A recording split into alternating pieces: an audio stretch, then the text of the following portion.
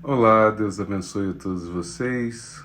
Que alegria podermos estar juntos nesta quinta-feira para aqui meditar com a palavra de Deus, com os ensinamentos de Jesus, né? Então, faço convite para passarmos juntos este momento com Cristo, com a fé, nesse espírito de oração, de intimidade com o Senhor.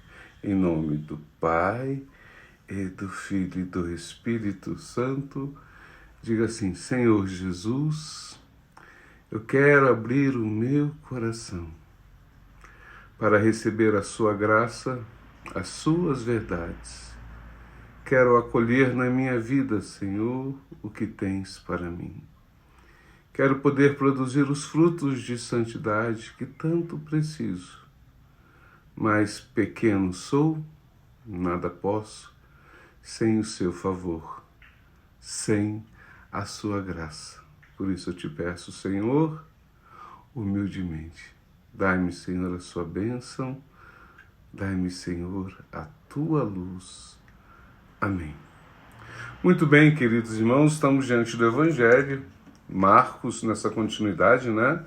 No capítulo 4, no versículos a partir do 21 até o 25. Vamos ouvir? Você tem a sua Bíblia? Se você pode, pegue sua Bíblia, certo? Importante ter um marca-texto, um lápis para poder sublinhar, marcar. Não tem problema. O importante é saborear a palavra, meditar a palavra, certo? E fazer disso uma condição de vida, né? O que a igreja ensina é a gente rezar com a Lexio Divina. Rezar, ler, rezar, meditar, rezar, tirar o ensinamento para a nossa vida, aplicar na nossa vida. É assim que a palavra vai se tornando carne em nós, vai se tornando vida em nós. Jesus vai fazendo morada em nós, quando a gente se encontra com Ele na sua palavra, e essa palavra vai entrando em nosso coração, na nossa inteligência, na nossa vida. Amém? Bom, então vamos lá. Dizia-lhes Jesus: será que a lâmpada vem para ficar debaixo de uma caixa ou debaixo da cama? Pelo contrário, não é ela posta num candelabro? Então, por que serve uma lâmpada? Uma lâmpada serve para iluminar.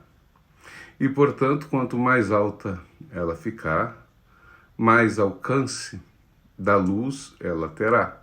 Numa casa, se você põe a lâmpada baixa, ela vai iluminar ali a parte mais baixa.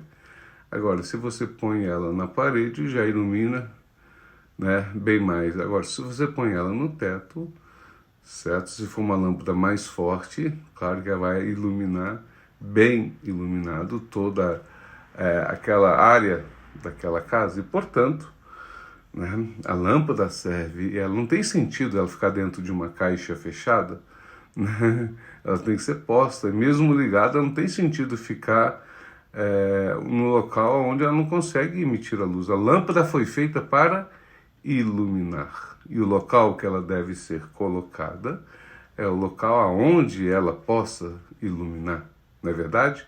Não se põe a lâmpada debaixo da mesa, debaixo da cadeira, certo? Então, é dentro dessa realidade que Jesus está ensinando. Olha, a lâmpada ilumina, e ela está bem posta para poder iluminar.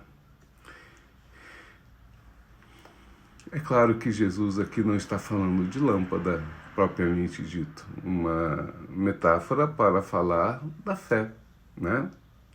De fato, não há nada escondido que não venha a ser descoberto, e nada que acontece em segredo que não venha a se tornar público. Ou seja, às vezes as pessoas pensam que podem esconder algo do outro. Às vezes até pode, mas muitas vezes, a maioria das vezes, aparece.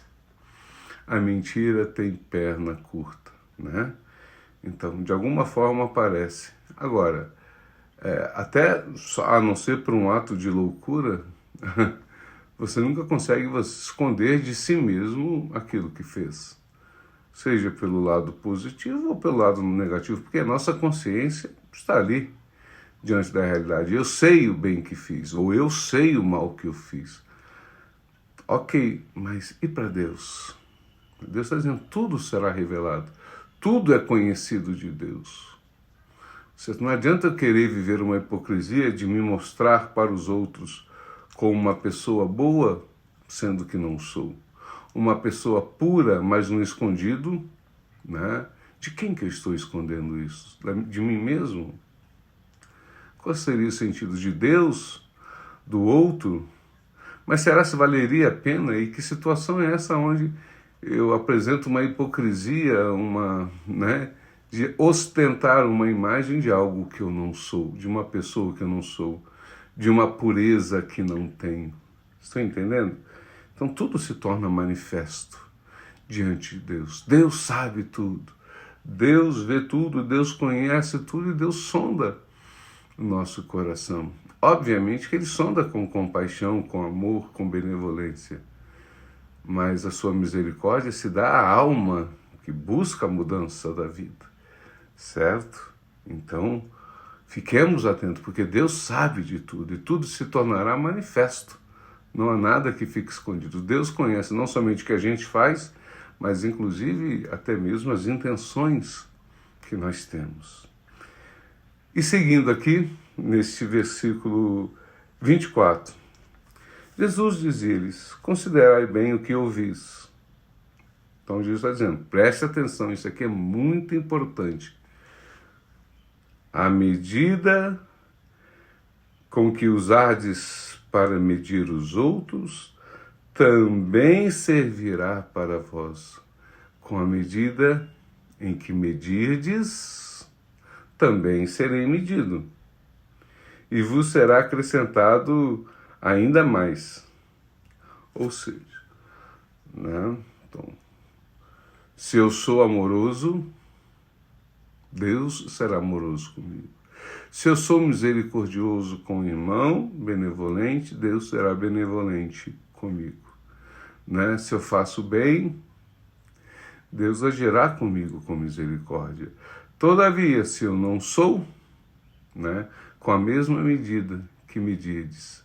Para que serve uma medida, né?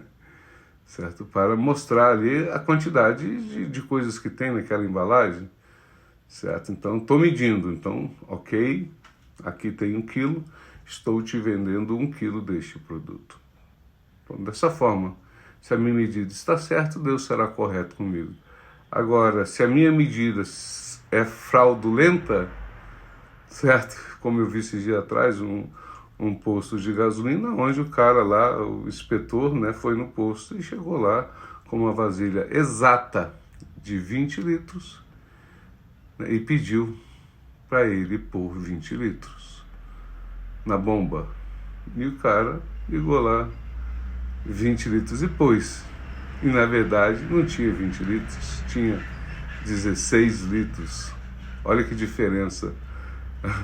Quanta fraude ali, né? 4, 8, 12, 16, 20. Então 20% a menos de gasolina. Olha só. Ok, foi fraudulento com o irmão. Não usaste de boa medida. Como Deus usará de uma boa medida com uma pessoa desonesta? Estão entendendo? Então, a mesma medida que usares para medir os outros, também vós sereis medido. Qual é a medida minha? Qual tem sido a minha medida de oração, de fé, de amor ao meu irmão, de caridade? Qual tem sido a minha medida com os meus filhos da educação, do ensinamento, da doutrina, da catequese, do meu exemplo de vida? Qual é a minha medida na igreja? De fazer o bem, né? Ou de falar mal das pessoas, ou de reclamar das coisas, reclamar do padre? Qual é a minha medida na oração? Né? Isso para nós é muito importante, faz a gente analisar de forma nua e crua a nossa vida interior e a nossa vida exterior. Como eu tenho medido as coisas, como eu tenho medido os outros, como eu tenho usado essa medida para comigo. Repito, considerar bem o que ouvis. A medida com que medirdes, também vós sereis medido. E completa: a quem tem, será dado, e a quem não tem, será tirado ainda até aquilo que tem. Quem tem ouvidos, ouça, né? A quem tem. Então eu tenho feito, eu tenho buscado, eu tenho ajudado. Deus dará mais. Se eu ajudo o pobre, Deus dará mais graça, família, amigos, irmãos. Em outra passagem, Jesus diz isso, né? Aquele que vem para servir o reino de Deus, deixa pai e mãe, amigos, família, será dado mais ainda, mais amigos, mais família, uma outra família. Isso é tão bom, eu sinto isso na minha vida, né? Como Deus me deu verdadeiros amigos, pessoas mesmo que me amam e que eu amo, pessoas de Deus, de fé, pessoas que me ajudam a ir para o céu, que são exemplo para mim, né? Quantas pessoas eu posso ajudar, quantas pessoas que me ajudam nesta vida, né? Então, a quem dá será dado ainda mais, mas a quem não dá, né? Será tirado até mesmo aquilo que ele tem. Olha só, às vezes a gente pensa num Deus benevolente, um Deus que ajuda, mas Deus tem muitas palavras duras, que nos faz colocar a mão na consciência, né? Peça essa graça, diga assim: Senhor, eu quero, Senhor, ter uma boa medida de fé, de oração, de misericórdia, de amor aos irmãos. Eu quero, Senhor, ter uma boa medida de pureza, de candura, de piedade, de fé. Eu quero, Senhor, ter uma boa medida de perdão, de compreensão. Eu quero, Senhor. Amém. Ave Maria, cheia de graças, o Senhor é convosco. Bendita sois vós entre as mulheres e bendito é o fruto do vosso ventre, Jesus. Santa Maria, Mãe de Deus, rogai por nós, pecadores, agora e na hora de nossa morte. Amém. Deus abençoe a todos vocês, em nome do Pai, do Filho e do Espírito Santo. Amém. Fiquem com Deus.